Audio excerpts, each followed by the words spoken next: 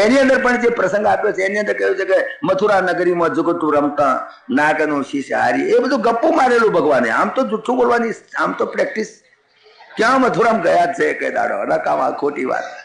આ તો પેલીને સમજાવવા સારું આ કે મથુરા નગરીમાં જુગતું રમ્યો તો માથું હારી આવ્યો છું, મારું માથું લેવા આવ્યો છું, કશું નહીં, જુઠ્ઠો. ઘણી વખત જુઠ્ઠું બોલ્યા ભગવાન. એક બે વખત એવું જુઠ્ઠું બોલ્યા છે કે માફ ના થઈ શકે. હું તમને કહીશ આગળ એ પ્રસંગ. ખરેખર જુઠ્ઠું બોલ્યા, દગો કર્યો છે ભગવાને. દગાખોર ખરેખર પહેલા નંબરના હું ખરું કહું. કારણ કે જો ગોપીઓને એમ ના કહ્યું હોત કે હું પાછો નહીં આવું, એમ જો કહ્યું, એને કહ્યું ગોપીઓને કહ્યું ચોક્કસ તમારી સ્વાગત, અંબાજી સ્વાગત, હું પાછો આવીશ કહ્યું. તારે ગોપીએ જવા દીધા, નહીં તો એની લાશો પડી જાત ત્યાં આગળ. ગોકુળ ના જવા દે, એક ગોપીની લાશ પડી જાય. પણ ગોપીઓને એક વિશ્વાસ પડી ગયો, એમને ખબર નહીં કે આટલો જૂઠો હશે, અને એ દગો દીધો.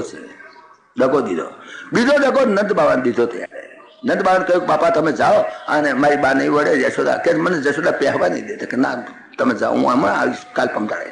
નાયા જિંદગી સુધી નાયા બિચારા નંદ બાબા ને જશોદા વાંધો થઈ રોઈ મરી ગયા થયા બિચારા, પણ ના ગયા. ભયંકર દગાખોરી કરી, અને દગાખોરીનું પાપ ભોગવવું પડ્યું. એમના જ છોકરાનો માર ખાઈને ગયા પછી છેલ્લે દાડે. હા, એ બધી કથા આગળ આવશે. કેટલા દગાખોર અહીંયા આગળ એમણે કહ્યું કે મારું જુગતું રમતા આ બધું ગપ્પું કહ્યું નહીં. હા, કાળભરી શ્રાગા મોતીએ શ્રી કૃષ્ણને રે વધાર્યા, નરસૈયાના નાથ પાસેથી નાગણે નાગ છોડાવ્યો. બહુ સુંદર નરસિંહ વર્ણન કરીશ. હા, પણ બિચારી કેટલી કહી ગઈ, અમે તમને ઓળખી શક્યા નહીં. ભગવાન કહે કઈ વાંધો નહીં, પણ તમારા ધણીનું આવું થયું. પેલા બચારાને પછી બે ભોન થઈ ગયેલો, ભોનમાં આવ્યો ને ભગવાનના દર્શન કર્યા ને રાજી થયો. મહારાજ કૃપા કરી મારી ઉપર, તમે સાક્ષાત નારાયણ છો. મને આમ તો તરત લાગ્યું હતું, પણ મારો સ્વભાવ, હું ગમે તેમ તો ક્રોધી મારો સ્વભાવ મહારાજ. અગર તોય રહ્યો શું કરવા કે મારા હું એ ના રહું. કોઈ માણસને ઘરમાંથી હોય, ઘરમાં પેસીને મારો એ તો બહુ ખરાબ કહેવાય. કોઈકના ઘરમાં પેસીને એને બોલાવવો જોઈએ, નોટિસ આપવી જોઈએ, ભાઈ તું જતો રહે આમ તેમ. તમે એકદમ ઘરમાં ઘૂસી જઈને, આ તો બહુ ભયંકર કહેવાય મહારાજ. મને અંદર ઘરમાં પેસીને માર્યો કે પણ તું તારો ઝેરો કચ્છ ને. એકદમ માર્મિક સવાલ પૂછ્યો એને, જો ભાગવતની અંદર એ નોટ કરી વ્યાસ નારાયણ કે મહારાજ તમે મને ઝેર આપો છો, મારો ગુનો કરો છો. હું હાફ છું, હું ઝેર ના આપું તો શું અમૃત આપું? તમે મને કહો. વીંછી ડંખના માણસ શું કરે? વીંછીનો સ્વભાવ નહીં છોડે, પ્રકૃતિનો સ્વભાવ કોઈ છોડે. પ્રકૃતિની આંતિ ભૂતાની નિગ્રહ કેમ કરી શકે? ભગવાને ગીતામાં બોલ્યા છે, તમે બોલ્યા છો ને, પ્રકૃતિની આંતિ ભૂતાની નિગ્રહ કેમ કરી શકે? સંસારનો કોઈ પણ પદાર્થ એની પ્રકૃતિને છોડતો નથી. પ્રકૃતિ છોડે સારું પણ નહીં. સમુદ્રની પ્રકૃતિ. લોખંડનો સ્વભાવ છે ડૂબવું ને ડુબાડવો, લાકડાનો સ્વભાવ છે તરવું ને તારવા, પાણીનો સ્વભાવ છે પલાળવા. પ્રકૃતિમાં દરેક પોતાના પ્રકૃતિ એના સ્વભાવને છોડતી નથી. પ્રકૃતિની આંતિ ભૂતાની નિગ્રહ કેમ કરી શકે? આ ભગવાન પોતે બોલ્યા છે. તો મારી પ્રકૃતિ છે, હું સાફ છું, હું તો ઝેર જ આપું, બીજું શું આપું? તમે હાઉ કેન યુ એક્સપેક્ટ મી? તમારું એક્સપેક્ટેશન ઇઝ રોંગ. તમારું એક્સપેક્ટેશન ખોટું છે. હું ઝેર જ આપીશ, જઈશ ત્યાં ઝેર આપીશ. હું કાલીય નાગ છું, હું નાગ છું. મને નાગ બનાવ્યો છું તમે કે મેં કહ્યું છું તમને અરજી કરી હતી કે મને નાગ બનાવો? તમે મારા પ્રાર્થના નિયમ પ્રમાણે જે કઈ નિયમસર થતું હતું એ પ્રમાણે તમે મને નાગ બનાવ્યો છે. નાગ બનાવનાર તમે છો. દરેક ના કર્મનો ફળ દાતારો પરમાત્મા છે. તમે સમજી વિચારીને મને નાગ બનાવ્યો. હવે નાગ બનાવું તો હું ઓકું છું, હજુ ઓકીશ. જ્યારે કે જીવીશ નીકળે મારા શરીરમાંથી અમૃત નીકળશે જ નહીં. બસ ઝેર તો હું ઓકીશ મારા. તમે આ કઈ ઉપાય નથી. આવી રીતે તમે મારો એથી કરીને મારું ઝેર જતું રહે, હું અમૃત આપવા માંડું, એ નહીં બને. કેટલો સુંદર માર્મિક સવાલ પૂછે છે, બોલો. અને રહ્યો છું તો રહ્યો છું કે પણ તું અહીં રહ્યો છું ના ચાલે, અહીંથી જતો રહે. અહીંથી ક્યાં જવું મહારાજ કહો?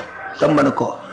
રીસેટલમેન્ટ કરવાનું છે તમારું, ગજુ કરી આપો મને. તમે કહો ત્યાં જતો રહું, મને સેફટી નથી ક્યાંય. કે કેમ? કે ગરુડ મને દેખાતાથી મારે છે. ગરુડ મારી પાછળ પડે છે. અમે બે એક બાપના દીકરા છીએ, કશ્યપ ઋષિના દીકરા છીએ, પણ અમારી માયો જુદી. અમારી બે માયો વચ્ચે શોખપણું હતું, વેર હતું.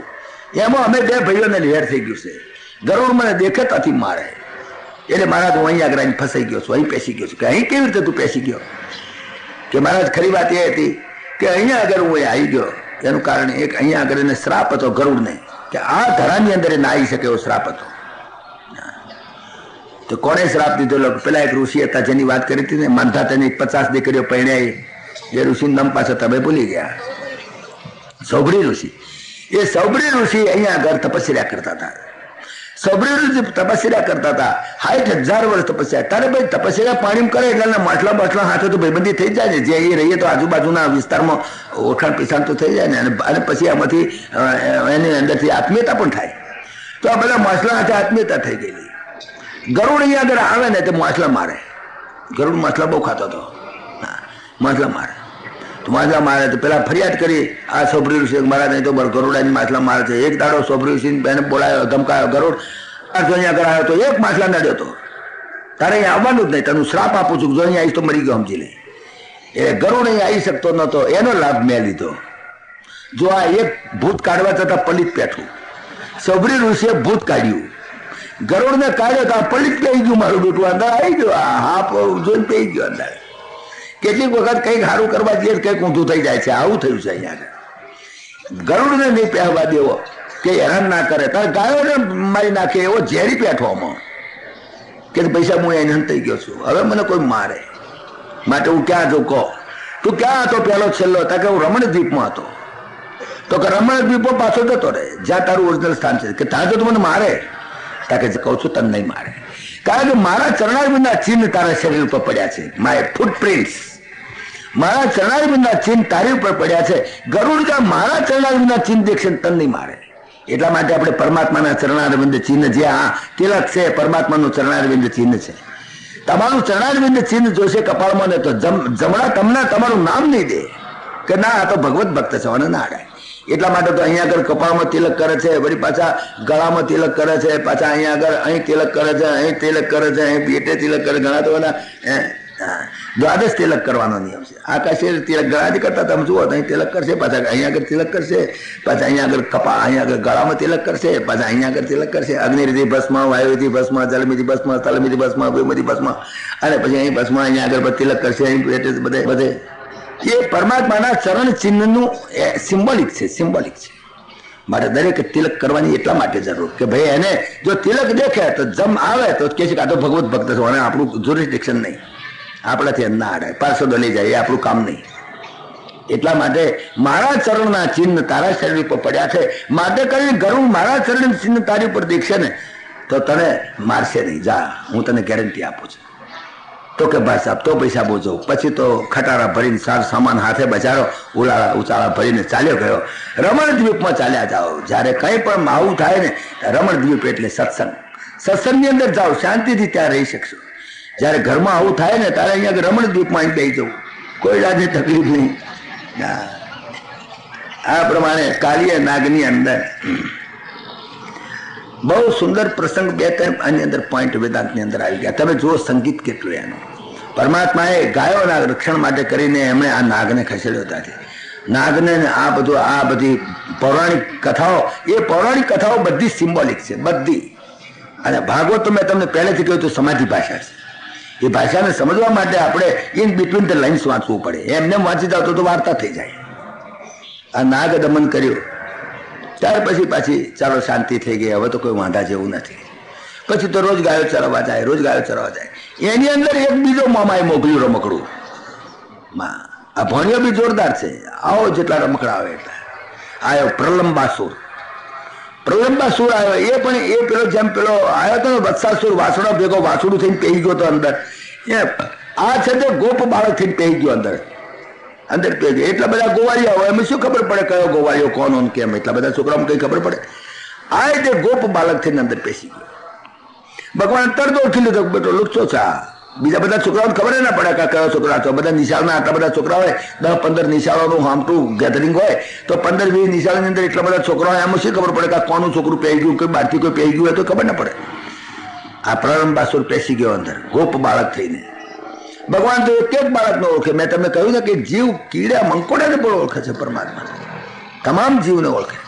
તરત જોઈ લીધો કે આવ્યો છે ફિલક રમકડું આવ્યું, વાંધો નથી. બધા છોકરાઓ સાથે આમ રમત ચાલતી હતી, રમત ચાલતી હતી. રમાની અંદર એક રમત એમણે કરેલી. રમત એવી કરેલી કે 2 ટુકડી પડી ગઈ. કે ચાલો ભાઈ 2 ટોકડી પાડો, આપણે રમત રમીએ. શું રમત રમાય છે કે આપણે પેલું ઝાડ છે ત્યાં સુધી દોડતા દોડતા જવાનું, સમજ્યા? જે પહેલો પોકી જાય એની ટોકડી સક્સેસફુલ થઈ કહેવાય, એ જીત્યો. પછી એની ટોકડીના જેટલા માણસો હોય ત્યાં સામેની ટોકડીના માણસોના ખભે બેહે. આ 50 છોકરાઓ, પેલા 50, આ 50 છોકરાઓ, આ 50 છોકરાઓ ખભે બેહે અને પછી દોડતા દોડતા જાય. એમાં જે પહેલો પોકી જાય એ પછી સક્સેસફુલ. આ પ્રમાણે રમત હતી. 2 ટુકડી પડી. એક ટુકડીના લીડર ભગવાન શ્રી કૃષ્ણ, એક ટુકડીના લીડર અમારા બલરામજી. આ પ્રમાણે ટુકડી પડી. એમાં પેલો ગયો ભગવાન શ્રી કૃષ્ણની ટુકડીમાં. એના મનમાં એમ કે આ ટુકડીમાં બધાને ખભે બેહાડીને આવવાનું છું, ખભે આવી જાય હાથમાં તો લઈને નાહી જાઉં, એના મનમાં એમ. પણ ભગવાન શ્રી કૃષ્ણની ટુકડી એ જીતી ગઈ, કારણ ભગવાન શ્રી કૃષ્ણ જીતી ગયા. એટલે હવે એમનો બધો જે હતા એ બલરામની ટુકડી ઉપર, એના ઉપર સ્વાર થાય, એના ખભા ઉપર બેહે. તો આનો નંબર લાગ્યો બલરામજીના ખભા ઉપર બેહવાનો. આના મનમાં કઈ નહીં, બલરામને લઈને નાહી જઈશ, પછી આવશે એની મેં ગણાય ના. બલરામને એને ખભા ઉપર બે, એની ટુકડી હારી ગઈ હતી ભગવાન શ્રી કૃષ્ણની. એટલે બલરામને એને બોચે બિહારવાનું થયું. બલરામજી એના ખભે બેઠા. હવે દોડવાનું હતું. બધા છોકરાઓને અમુક જગ્યા સુધી દોડવાનું, દોડતે દોડતે જવાનું. બધા દોડ્યા, આ દોડ્યો બલરામને ખભે બેહાડીને દોડ્યો. મારે બધું પેલો આવ્યો ઝાડ તો ઉભો ના રહ્યો, નાઠો જ ગયો, નાઠો જ ગયો. એના મનમાં બલરામને નાઈ ગયો. બલરામ કહે આ ઝાડ આવ્યો કેમ ઉભો નથી? પેલો તો ના તતરાઈને પેટ મેલી આવડે. તો બલરામજી કહે આ તો તતરાઈ પેટ મેં મારે બધું, આ તો કોઈ બીજો લાગે છે. બલરામજીને થયું પોતાની, આ કોણ છે વળી પાછો? એટલે ઉભો રહે પેલું ઝાડ તો નહીં, નાઠો જ, બહુ ઝડપથી નાઠો. બલરામ સમજી ગયા તરત. ઝાલિયાનું માથું પટકીને ત્યાં ત્યાં પાછી પછાડીને બલરામજીને ખતમ કરી નાખ્યો, પ્રલંબાસુરને. તો આ પ્રમાણે પ્રલંબાસુરની પણ કથા આવી ગઈ. તો આ પ્રમાણે અમે કેટલા રમકડા માર્યા તમે જુઓ. અત્યાર સુધીમાં જેટલા રમકડા અમારા કંસ મહારાજાએ મામાએ મોકલ્યા હતા એ બધા રમકડાને એમણે ખતમ કર્યા. આમ કરતે કરતે પરમાત્મા તો થયા મોટા ભાઈ. એક વખત એવું તો થોડાક મોટા થયેલા. એક વખત કંઈક ગાયો ચાલતા હતા ને એની અંદર લાગ્યો અગ્નિ. અંદર ઘાસમાં તો બધું ઘસાય એમ અગ્નિ લાગે. કોણ જાણે ક્યાંથી દાવાનો ગાયો અંદર ફરવા ગયેલી ને એકદમ અગ્નિ લાગ્યો. વાસલા ચારે બાજુ અગ્નિ. કેવી રીતે થાય? ભગવાન દોડ્યા. કે છે કે એકચ્યુઅલી ભાગવતમાં તો લખ્યું છે કે દાવાનળ પી ગયા. પણ હવે તો શી ખબર પડે, કોઈ આ સમાધિ ભાષા છે ને. ફાયર ફાઈટર્સ બહુ મોટા છે, કોણ જાણે કેવી રીતે કર્યું હતું ભગવાન જાણે. પણ કે દાવાનળ પી ગયા ભગવાન અને ગાયોને બચાવી. જે દાવાનળ પી શકે, 2 વખત દાવાનળ પીતો છો ભગવાને. આગળ પણ એક વખત આવશે. દાવાનળ ભગવાન પી ગયા 2 વખત. જે માણસ દાવાનળ પી શકે ને એ રાસલીલા કરી શકે. આપણે રાસલીલા કરવા જઈએ તો મરીએ જ. આપણો તો ગજું જ નહીં. તો 2 વખત દાવાનળ પી શકે એનું ગજું. આપણે ઊની કઢી પી શકતા નથી. તો પછી તમે દાવાનળ શીખ્યા. ઊની કઢી ના પીએ કે શું દાવાનળ પીવા? અને એ શું કરવા? પરમાત્માની કિશોર અવસ્થા થઈ. કિશોર અવસ્થાની લીલા બહુ અતિ ઉત્તમ છે. એની અંદર કેટલીક બહુ સુંદર સુંદર લીલાઓ છે. એક તો વસ્ત્રાહરણ લીલા અતિ ઉત્તમ લીલા છે. એની અંદર 5 તો ગીત આવે છે. જો કે આગળ 5 ગીત આખા ભાગવતની અંદર વેણુ ગીત આવે છે 21મા અધ્યાયમાં. 20 અધ્યાયની કથા તો થઈ ગઈ આપણે. 21મા અધ્યાયમાં વેણુ ગીત આવે છે. 29મા અધ્યાયની અંદર પ્રણય ગીત આવે છે. પછી 31મા અધ્યાયની અંદર ગોપી ગીત આવે છે. અને 35મા અધ્યાયમાં યુગલ ગીત આવે છે. અને 47મા અધ્યાયની અંદર ભ્રમર ગીત આવે છે. દુનિયાનું જેટલું સાહિત્ય છે તમામ સાહિત્યની અંદર ઘણા સોંગ્સ આવે છે. પણ આવા ગીત, આવા સોંગ્સ હજુ સુધી from literary point of view, સાહિત્યની દ્રષ્ટિએ જુઓ તો પણ કોઈ એવું ગીત નથી દુનિયાના, અત્યારની દુનિયાના, પહેલાની કોઈ પણ દુનિયાના સાહિત્યની અંદર આવા ગીત તમને ક્યાં જોવા નહીં મળે. તમે બીજા બધા ઇંગ્લિશમાં બધી ઘણી ભાષાઓમાં ગીત આવે છે. ગીતો તો ઘણી ભાષામાં આવે છે. દરેક સંતોએ, મોટા મોટા માણસોએ ગીતો લખેલા છે. પણ આ 5 જે ગીત છે, વેણુ ગીત, પ્રણય ગીત, ગોપી ગીત, યુગલ ગીત ને ભ્રમર ગીત, આ 5 ગીતો સાહિત્યની દ્રષ્ટિએ પણ અતિ ઉત્તમ છે. આ ગીતો તો આ આખી જે કિશોર અવસ્થાની જે લીલા છે અતિ ઉત્તમ છે. પરમાત્મા રોજ જાય, રોજ ગાયો ચરાવવા જાય. ગોપીઓથી વિરસન ના થાય. દાડે આવે, રાતે આવે ત્યારે ભગવાનને દેખે ત્યારે રાજી રાજી થઈ જાય.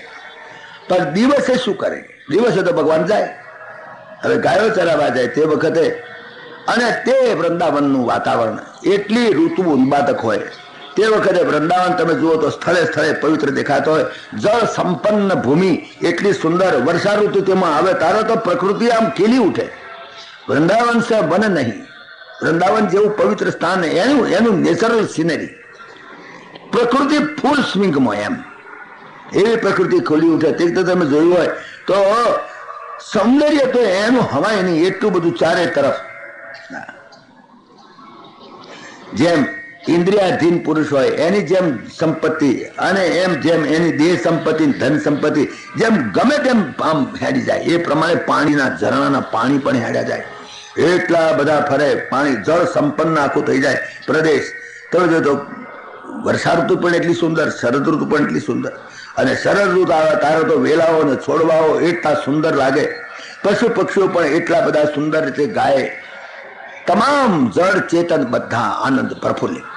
અને એવા વાતાવરણની અંદર, અને તે વખતે ભગવાન શ્રી કૃષ્ણ જ્યારે વેણું વગાડે, એ વેણું આખા બ્રહ્માંડની અંદર પરખો પડે.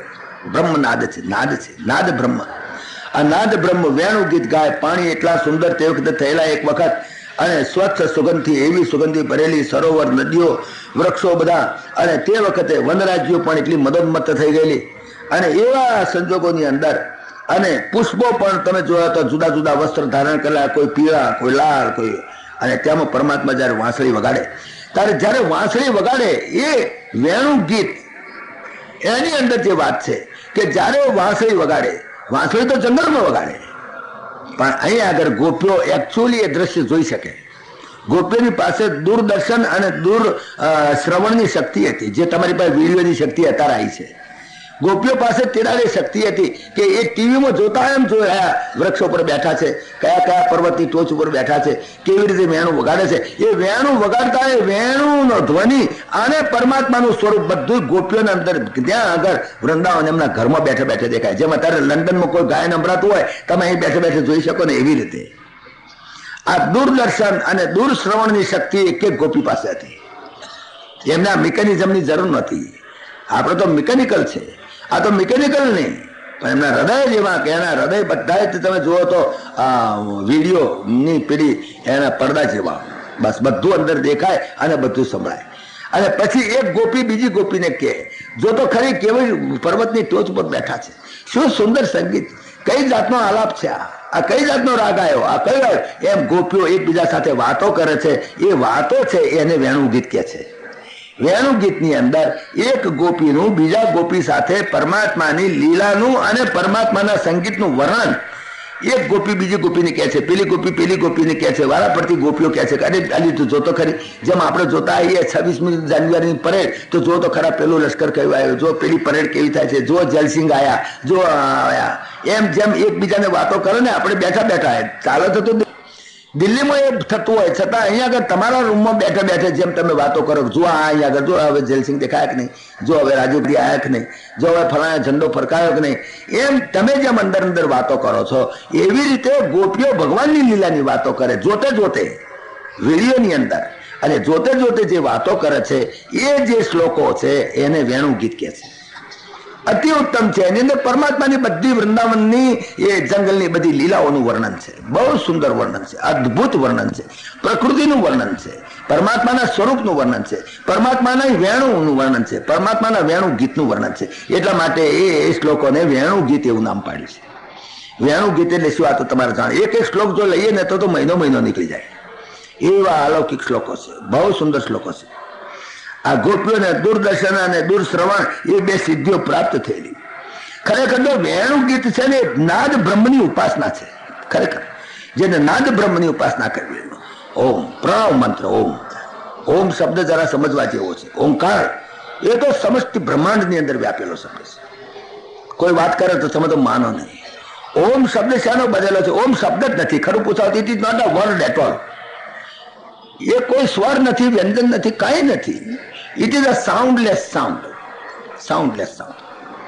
અનાહત નાદ છે. અનાહત નાદ શબ્દ તો તમે સાંભળ્યો છે ઘણી વખત કથામાં, પણ અનાહત એટલે શું ખબર જ ના પડે. હું તમને સમજણ પાડું આ કારણ જરા સમજવા જોઈએ. વેણુ ગીતની અંદર એ ઓમકારનો અને જે નાદ બ્રહ્મની ઉપાસનાનું મહત્વ છે એ હું જરા તમને થોડું સમજાવું. સમજવા જેવી વાત છે. ઓમ તો પરમાત્માનું એક પ્રતીક છે. Is a symbolic only. આખા પરમાત્માને મૂકવા તો ક્યાં મૂકીએ? આખું ઇન્ડિયા તમારે બતાવવું હોય તો કેવી રીતે બતાવી શકો? તો એનો ધ્વજ દેખો, ત્રિરંગી ઝંડો, તો કહી શકાય કે ઇન્ડિયા, ધીસ ઇઝ ઇન્ડિયા. ત્રિરંગી ઝંડાનું તમે અપમાન કરો તો આખા ઇન્ડિયાનું અપમાન કર્યું કહેવાય કે નહીં? ઇન્ડિયાનું અપમાન કર્યું કહેવાય. જ્યોર્જ ધ ફિફ્થ જ્યારે સૌ પહેલા આવ્યા આપણે ઇન્ડિયાની અંદર, તે આપણે ગુલામ હતા. જ્યોર્જ ધ ફિફ્થ અહીંયા આગળ આવેલા, તે રાતોરાત એમણે ગેટ વે ઓફ ઇન્ડિયા બંધાવી દીધેલો. આ મુંબઈમાં છે, તમે કદાચ જોયો હોય. ગેટ વે ઓફ ઇન્ડિયા રાતોરાત ચણી નાખેલો. 2 રાતોમાં ઉભો કરી દીધો આખો gateway of India. George the fifth પધાર્યા. જ્યોર્જ ધ ફિફ્થ સૌ પહેલા ઇન્ડિયામાં આવતા હતા અને આપણા મોટા રાજાને તે દાડે તો રાજાનું અને અંગ્રેજ લોકો રાજ કરતા હતા. એટલે જ્યોર્જ ધ ફિફ્થ આવે તો કેટલો મોટા જલસા. જ્યોર્જ ધ ફિફ્થને ખાસ લેન્ડિંગ કરવા માટે કરીને એ ગેટ વે ઓફ ઇન્ડિયા બંધાયેલો. જ્યોર્જ ધ ફિફ્થ પછી આયા એટલે એમને પાથરના પાછળ ચાલે તો ગાલીચા પાથરવા પડે. તો ગાલીચા ઉપર ચાલે, એમ ભોંય ઉપર કે ધોળી ઉપર તો ચાલે નહીં. ગાલીચા પાથરેલા. હવે ગાલીચા પાથરેલા એની અંદર એક વાર જગ્યા ખૂટી, એક વાર થોડીક જગ્યા ખૂટી, ગાલીચો ટૂંકો પડ્યો. હવે પેલા બિચારા એટલા બધા ઉતાવળમાં ફાફડા થઈ ગયેલા, એકદમ ઓછું તો ગાલીચો આવે ક્યાંથી લાવે ક્યાંથી ધમાલમાં પડી ગયા. એની અંદર એક જણ અક્કલહુજી, તે એને ઇન્ડિયાનો આ જે ઝંડો હતો એ પાથરી દીધો ઇન્ડિયાનો. જ્યોર્જ ધ ફિફ્થ તાતા જ્યાં ઇન્ડિયાનો ઝંડો છે તરત હેઠા ઉતરી ગયા કે એની ઉપર પગ મુકાય ને આખા ઇન્ડિયાનું અપમાન થઈ જાય. તો આ જે ઝંડો, ત્રિરંગી ઝંડો છે એ જ પ્રતીક, સિમ્બોલિક છે આખા ઇન્ડિયાનો. એવી રીતે પરબ્રહ્મનું symbol that is Om. Om કોઈ શબ્દ નથી અને એનો કોઈ મિનિંગ નથી. It is a meaningless word. It is an absurd word. It is absurd. Om પ્રતીક છે પરમાત્મા. એ અનાહત નાદ છે. એ નાદ બોલાય નહીં, બોલવાનો નથી. બોલો તો આખું બ્રહ્માંડ બોલે છે. અનાહત કોને કહેવાય? દરેક શબ્દ જેટલા અક્ષર છે બધા આહત છે. આહત. ક ખ ગ ગ અંગ તો કંઠસ્થાનીય, તો કંઠની અંદર એને અમુક અથડામણ થાય તારે બોલે. ક ખ ગ ગ અંગ, સ સ જ જ ય તો મૂર્ધન્ય, તથ દધ ન તો જીભ જ્યારે દાંત સાથે ટકરાય ત્યારે તથ દધ ન બોલાય. પફ બફ મ ઉષ્ઠસ્થાનીય તો 2 ઓઠ ટકરાય, 2 આહત થાય. ટકરાવું એટલે આહત થવું. જ્યારે આહત થાય તારે અવાજ આવે, ત્યાં સુધી નહીં આવે. પફ બફ માં બોલવું હોય તો તમારે 2 ઓઠને ટકરાવવું પડે, આહત થવું પડે. આહત થવું પડે તારે બોલે. તો દરેક વ્યંજન બધા આહત છે. જ્યારે ઓમ જે છે એ અનાહત નાદ છે. એમાં કોઈ ટકાવ નથી. નાભીમાંથી જ ઉત્પન્ન થાય છે. બિલકુલ નાભીમાં જે ઓમ તો બોલો, અનાહત નાદ છે. અને એ નાદ તમારા શરીરની અંદર પણ ચાલે છે. આખું બ્રહ્માંડ એ નાદ બોલે છે. આપણે અનુભવ નથી, પણ તમારો અનુભવ કરો તો કોક દાડો કરજો. તમે વિચારો ખાલી રિક્ષાઓ ક્યાં જાય છે તો થોડોક અવાજ આવે છે કે નથી આવતો? તો આટલા સૂર્ય ચંદ્ર તારા નક્ષત્રો ગ્રહો ફરતા હોય છે, એનો કોઈ અવાજ નહીં આવતો હોય? કે અવાજ નહીં થતો હોય? આટલી મોટી પૃથ્વી ફરતી છે, આટલા બધા સૂર્ય ચંદ્ર તારા નક્ષત્રો ગ્રહો બધા ફરતા છે, તેનો અવાજ નહીં આવતો હોય? અવાજ આવે, પણ એ અવાજ આપણને સંભળાતો નથી. કેટલી વખત આપણે ના સંભળાય. રોડ ઉપરનું મકાન હોય એને મોટરો દોડ કરી દે તો અવાજ નહીં લાગે, પછી એ ટેવાઈ જાય છે. એવી રીતે આપણને આ અવાજ સંભળાતો નથી. પણ તમારે જો એ જે આ બ્રહ્માંડ આખું ફરે છે, સૂર્ય ચંદ્ર તારા ગ્રહો નક્ષત્રો, એ જે અવાજ છે એ ઓમ એવો અવાજ કાઢે છે.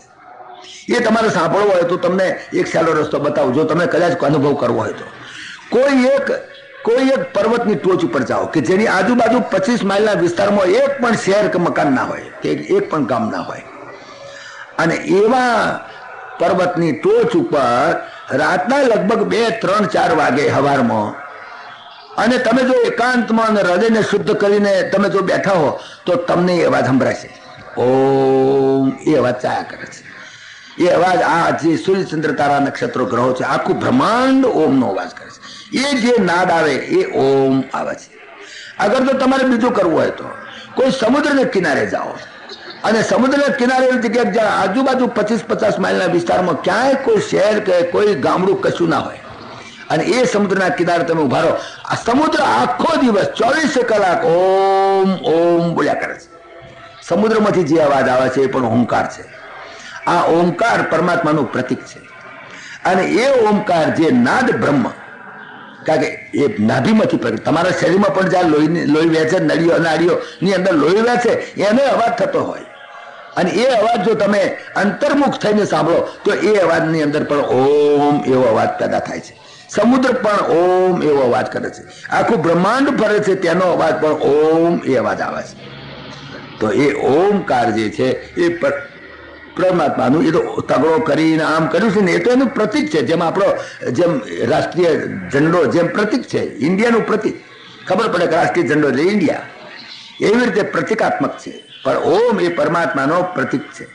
અને પ્રત્યેક તમે જુઓ બ્રહ્માંડની અંદર એક કે એક ક્રિયા થઈ રહી છે, એનો નાદ ઓમ છે. એટલા માટે આ જે વેણુ ગીત છે એ નાદ બ્રહ્મની ઉપાસના છે.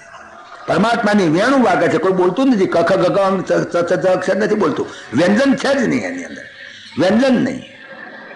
તો વ્યંજન એક વ્યંજન તો તમે જાણો છો, સંસ્કૃત ભણેલા છે, અને કંઠસ્થાનીય, ઓષ્ઠસ્થાનીય, દંતવ્ય, મૂર્ધન્ય વગેરે.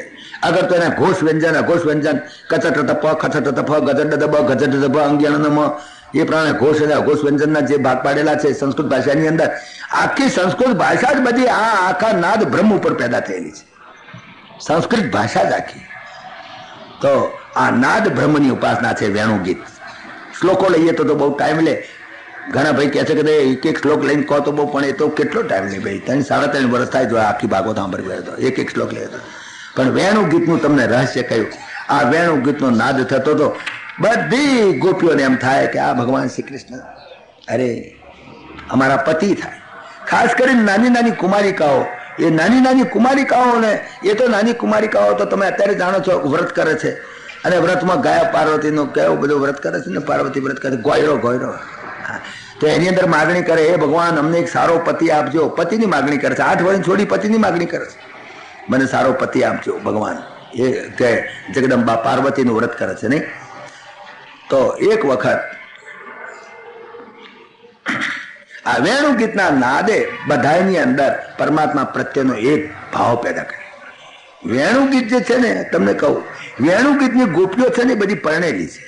વેણુ ગીતમાં જે ગોપીઓ બોલે છે, વેણુ ગીતના શ્લોકો જે બોલે છે, એની અંદર પરમાત્માની ગીતનું અને સૌંદર્યનું વર્ણન કરે છે, એ બધી ગોપીઓ પરણેલી છે. જ્યારે વસ્ત્રાલ અને ચીરહરણ લીલા છે ને, એમાં બધી ગોપીઓ કુમારિકાઓ છે. જ્યારે રાસલીલામાં જે ગોપીઓ આવે છે બધી વાનપ્રસ્થીઓ છે. રાસલીલામાં જે આવે છે ગોપીઓ બધી વાનપ્રસ્થીઓ છે. આ વેણુ ગીતના નાદથી આખા વૃંદાવનની બધી ગોપીઓને ખૂબ આનંદ થાય. પરમાત્માનો વિરહ ચાલે નહીં. ભગવાન ગયા છે, હવે ત્યાંથી આવે તારો તો એમનું સાનિધ્ય પ્રાપ્ત થાય, પણ દિવસે શું કરવું? એટલે આ વેણુ ગીતની અંદર આ બધો ભાવ એમણે પ્રગટ. વેણુ ગીત છે ને તે 7મા અધ્યાયથી 19મા અધ્યાય સુધી લગભગ 13 શ્લોકો છે. 13 શ્લોકો છે વેણુ ગીતના 21મા અધ્યાય, પણ બહુ અલૌકિક છે. આ પ્રમાણે તમે જુઓ તો વેણુ ગીત જયારે વાગે ત્યારે પક્ષીઓ સ્તબ્ધ થઈ જાય. પક્ષી કોઈ બોલે નહીં. નદીના પાણી વહેતા હોય તે સ્તબ્ધ થઈ જાય, નદીનું પાણી પણ ઉભું રહી જાય. વેણુ ગીતનો પ્રભાવ બતાવ્યો છે કેટલો, કે પાણી નદીના વહેતા હોય સ્તબ્ધ થઈ જાય, અને પક્ષીઓ જે ચહચહાટ કરતા તે પણ ચૂપ થઈ જાય, ગાયો પણ સ્થિર થઈ જાય. ગાયોના વાસણા એ ધાવતા હોય તો ધાવતા ધાવતા દૂધનો ઘૂંટડો પણ ન ઉતારે, એટલા સ્તબ્ધ થઈ જાય. અને અહીંયા આગળ ગોપીઓ ને ત્યાં આગળ તમે જો એમના બાળકો ધાવતા તો ધાવતે ધાવતે બંધ થઈ જાય, ધાવતા બંધ થઈ જાય. એ વેણુ ગીત એટલું સુંદર, એનું વર્ણન, એની ઇફેક્ટ તમે જુઓ તો કેટલી બધી, કે જેમ પહેલામાં કહ્યું કે જો ન હો તો જગ જન્મ ભરત કો, અચર સચર ચર અચર કરત કો. જે અચર હતા, જે જડ હતા, ચેતનવંતા થઈ જાય. એ ભગવાનને વેણુ ગીત અને એ જયારે સાંભળે ત્યારે પથ્થર પણ હાલી ઉઠે, પથ્થર પણ હાલી ઉઠે, બોલતા થઈ જાય. પથ્થરની અંદર પણ ગુંજારવ આવે. જે જડ હતા એ ચેતન બન્યા, અને ચેતન એવા પક્ષીઓ, એવા પશુઓ એ જડ બની જાય, ઉભા થઈ જાય, સ્થિર થઈ જાય. અચર સચર ચર અચર કરત. અચર ને સચર બનાવી દે, ચર ને અચર બનાવી દે. એવું વેણુ ગીતનું મહત્વ છે. નસીબદાર હોય તો ઘેર જઈને ઉગાડીને 21મા અધ્યાય વાંચ્યો, બહુ સુંદર અધ્યાય. ત્યાર પછી એક વખત એવું બન્યું, આ નાની નાની કુમારિકાઓએ એક વખત વ્રત કરેલું. માગશર મહિનામાં વ્રત કરે છે ઘણે ભાગે. માગશર મહિનામાં વ્રત કરે છે ગોપ કુમારિકાઓ. એને શું કાત્યાયની વ્રત કહેવાય છે, કાત્યાયની વ્રત. માગશર મહિનો આવ્યો અને માગસર મહિનામાં. અને તે વખતે આ છોકરીઓ નાની નાની કુમારિકાઓ 8 વર્ષની 7 વર્ષની 9 વર્ષની એવી કુમારિકાઓએ વ્રત કર્યું. વ્રતની અંદર શું કરવાનું? જમનાજીમાં જઈને નાહવા જાય, ગીતા ગાતી જાય, ગીતા ગાતી આવે, ઉપવાસ કરે વગેરે. એના જે કાત્યાયની વ્રતના નિયમો છે એ પ્રમાણે કરે અને જઈને માતાજીની પૂજા કરે. માતાજી ભાઈ માગણી કરે, ભગવાન શ્રી કૃષ્ણ અમારા પતિ થાવ. આ માગણી કરે. માગણી એ તો બોલે, નાની 8 વર્ષની છોડી કંઈક મને સારો ધણી મળજો તો તેની બાએ શીખવાડ્યું પણ બોલે બચારી, એને કંઈ ધણી શું ને એ જ ના જાણે. પણ છતાંય તે આ ભાવ પરમાત્મા પ્રત્યેનો કરેલો ભાવ, પરમાત્માને એમ થાય કે હું પૂર્ણ કરું. પણ પૂર્ણ કેવી રીતે કરું? માગસર મહિનાનો દિવસ, આ વસ્ત્રાહરણની લીલા જરા હું તમને કહું તે પહેલા જરા થોડીક તમને આ વાત કરું. વસ્ત્રાહરણ લીલાની કથા જરા ગંભીર છે. જેની આંખમાં કમળો હશે ને એને પીળું દેખાય છે. વસ્ત્રાહરણની લીલા જયારે વાત કોઈ સાંભળે ને તો કહે છે કે તમારો ભગવાન આવો, કે છોકરીઓના લુગડાઓ પડી ગયો. If your God is like this, what about your devil? શું તો તમારો ડેવિલ કેવો હશે તારા આ હિસાબે? તો તમારો શેતાન કેવો? તમારો ભગવાન આવો તો તમારો શેતાન કેવો? કે નાની છોકરીઓના લુગડાઓ પડી જાય. એટલે મારે કહેવાની જરૂર છે કે આંખમાં કમળો હોય ને એને આ અધ્યાય પીળો લાગશે. આ અધ્યાય નહીં સમજાય. મેં તમને પહેલે દાડે દશમ સ્કંદ વાંચતા જ કહ્યું હતું કે આ આખી ભગવાનની જે લીલા છે, જેને વાયુ પ્રકૃતિ હોય ને એને મોટરમાં નથી બેહાડતા મોટર વાળા. કારણ કે હું બેઠો હોય ને તો ઓકે, વાયુ પ્રકૃતિ વાળો હોય તો ઓકે, એ તો ઓકે ને એના લુગડા બગાડે, પણ જોડે બેઠો એના લુગડા બગાડે. એમ જેના મગજમાં કામ વાસનાના કીડા ખદબત થતા હોય ને એના કથા નહીં સંભળાય ને તે ઓકે બેઠો. હા ઓકે. જેની વાયુ પ્રકૃતિ નથી બેહાડતા મોટર વાળા. હો જાણીતા કા મોટર કદાચ ભૂલે ચૂકે બીજા કોમ વાળો ઓળખીતો ના હોય કંડક્ટર ને કદાચ બેસી જાય ને ખબર પડે કે વાયુ પ્રકૃતિ વાળો તો કોકના કપડા બગાડશે તો એમ છેલ્લી સીટમાં બેહાડે. તો છેલ્લી સીટમાં વાયુ પ્રકૃતિ વાળાને બેહવાનું. ઓકવાનું મન થાય તો બારી આગળ બેહાડે તોથી બાર ઓકે, તો બીજાને તો કપડા ના બગાડે. એટલા તો કદાચ કારણ કે જેના મનમાં કામ વાસનાના કીડા, જેની અંદર એ પ્રકૃતિ છે, કામ વાસના પ્રકૃતિ છે, એવા માણસથી આ કથા નહીં સંભળાય અને ન સાંભળવી જોઈએ. એને સંભળાવી નહીં જોઈએ. છતાંય કોઈ પહેરી જાય વચમાં, કદાચ બસમાં બેસી જાય કોઈ વચમાં પહેરી ગયો વાયુ પ્રકૃતિ વાળો તો એને ધ્યાન રાખવું. એને લવિંગ, ઇલાયચી, હૂંઠ એવું કંઈક મોંમાં રાખવું. એમ તમારા કથા સાંભળવી હોય તો મોમની અંદર વિવેક અને વૈરાગીની ઇલાયચી ને લવિંગ મોંમાં રાખીને બેસજો, હૂંઠ મોંમાં રાખીને બેસજો પૈસા, નહીં તો ક્યાંક કપડા બગાડશે. હા, વિવેક અને વૈરાગીની હૂંઠ મોંમાં રાખજો. પેલી ખારી હૂંઠ આવે છે ને એની એ રાખજો, કાં તો લવિંગ રાખજો મોંમાં, નહીં તો ઉપકા મારશે. એટલે આ કથા કરવાની અંદર જરા બહુ તકલીફ છે, કારણ કે એનું આધ્યાત્મ સમજાયું નથી. એટલે અને આ ભાગવતમાં જ આ કથા છે. હું તમને એક બીજી વાત કહું. એવો જ એક માન્ય ગ્રંથ છે વૈષ્ણવનો હરિવંશ કહે છે. હરિવંશ કદાચ તમે સાંભળ્યો, નામ તો સાંભળ્યું છે. હરિવંશ વૈષ્ણવનો એ પણ એક માન્ય ગ્રંથ છે. હરિવંશ, વિષ્ણુ પુરાણ, દેવી ભાગવત એ બધા પણ વૈષ્ણવોના માન્ય ગ્રંથ છે. એમાં પણ ભગવાન શ્રી કૃષ્ણની લીલાઓ જ આવે છે. દેવી ભાગવતમાં પણ, વિષ્ણુ પુરાણમાં આવે છે, હરિવંશમાં આવે છે. પણ આ હરિવંશ, વિષ્ણુ પુરાણ અને દેવી ભાગવતમાં આ પ્રસંગ નથી ચિતર્યો. એકલા આ ભાગવતમાં જ ચિત્ર્યો છે વ્યાસનારાયણ. હરિવંશના લેખક તો વ્યાસનારાયણ જ છે. વિષ્ણુ પુરાણે વ્યાસનારાયણ લખ્યું છે, દેવી ભાગવતે વ્યાસનારાયણ લખ્યું છે. લેખક તો એક જ છે બધા પુરાણોનો. પણ છતાં તમે જુઓ આ શ્રીમદ ભાગવતમાં જ આ ચિરહરણની લીલા આવે છે. હરિવંશમાં લીલા નથી આવતી. આ વિષ્ણુ પુરાણમાં પણ એ લીલા નથી. દેવી ભાગવતમાં આ લીલા નથી આવતી. શ્રીમદ ભાગવતમાં જ આ લીલા આવે છે. કારણ કે તે વખતે કથા કેનાર કોણ છે, જગ્યા કઈ છે? ગંગા નદીનો કિનારો છે. બ્રહ્મનિષ્ઠ એવા સુખદેવજી કથા કરી રહ્યા છે. અને મેં તમને તે દાડે કહ્યું તેમ મોતના કુવામાં ટોંટિયા લબડાઈને બેઠેલો પરીક્ષિત છે. એને આવી વાતોમાં શું અવાજ પડે, શું રાવ પડે? રસ નથી. આની અંદર તો એક ઉત્તમ વાત છે. આની અંદર એક આખું બ્રહ્મનું અને જીવ અને બ્રહ્મનું મિલનનો સવાલ છે. જીવાત્મા અને પરમાત્માનું મિલન ક્યારે થાય, કેવી રીતે થાય, એની વાત છે આની અંદર. એટલે આ કથા, અને તે વખતે તમે જુઓ ભગવાન શ્રી કૃષ્ણની ઉંમર સામું જુઓ. 8 વર્ષનો છોકરો તમે જુઓ, માગસર મહિનામાં હજુ ભગવાનને યજ્ઞોપવિત સંસ્કાર પણ નથી કર્યા. 8 વર્ષની ઉંમર. એટલે આ લીલા એ તો એક રાસલીલાની પ્રસ્તાવના છે. ઇટ ઇઝ ઇન્ટ્રોડક્શન ફોર રાસલીલા. આ રાસલીલાની પ્રસ્તાવના છે. આ જે ચિરહરણ લીલા એ રાસલીલાની પ્રસ્તાવના છે. તમે જુઓ કે થોડી માયા જાણતો હોય કેલાલ જેવો, કે થોડી માયા જાણનારો એવો કોઈ માયા જાણવાળો મદારી એ પણ જયારે ઠીકરાના રૂપિયા કરીને બતાવી શકતો હોય તો આ તો માયાપતિ ભગવાન. હવે એની માયાને તમે કેવી રીતે પહોંચી શકવાના હતા? એની માયાને તમે પહોંચી શકો નહીં. માટે તો આ છોકરીઓની વાત એવી બની કે નદીએ સ્નાન કરવા જાય દરરોજ, કપડાં કાઢીને નગ્ન સ્વરૂપે નાય. એ પણ એક વ્યાજબી નહીં, સારું ના કહેવાય, પણ છતાંય નાતી હતી. હવે એમાં આખો મહિનો એ લોકોએ વ્રત કર્યું અને મહિનાનો છેલ્લો દિવસ હતો.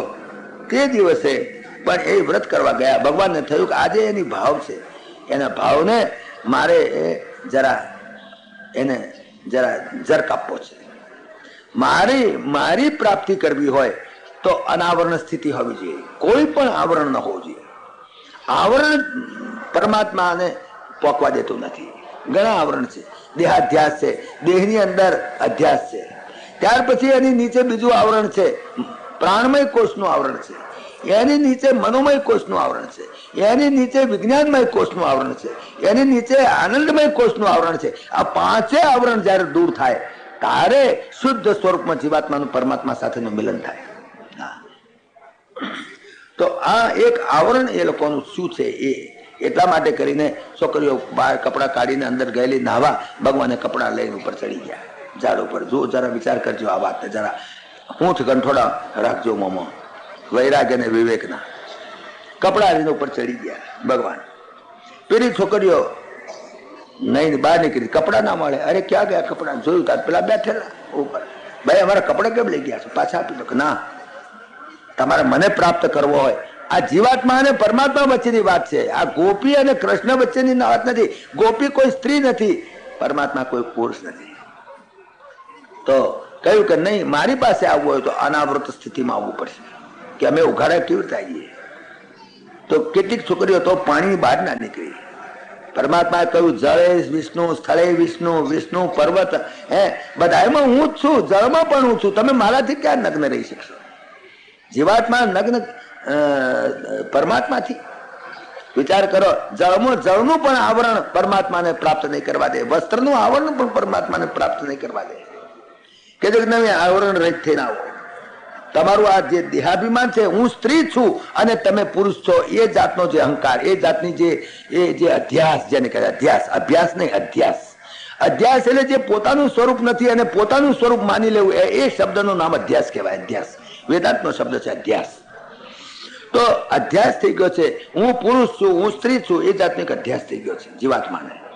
ખરેખર તો તે સ્ત્રી પણ નથી, પુરુષ પણ નથી. હું જાડો છું, પાતળો છું, કાળો છું, ધોળો છું, ઊંચો છું, નીચો છું, બ્રાહ્મણ છું, ક્ષત્રિય છું, ઇન્ડિયન છું, અમેરિકન છું.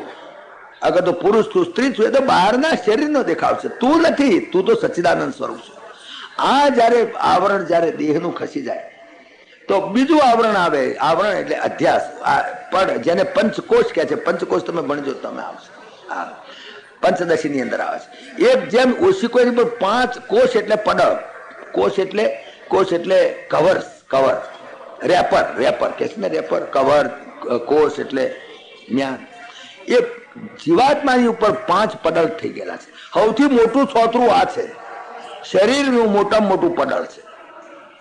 એની નીચે બીજું એક પાછો ગલેબ છે. આ શું કે છે, ગાદલા ચડાવે છે, ખોળિયું 5 ખોળિયા છે. સૌથી મોટું ખોળિયું આ ઉપરનું.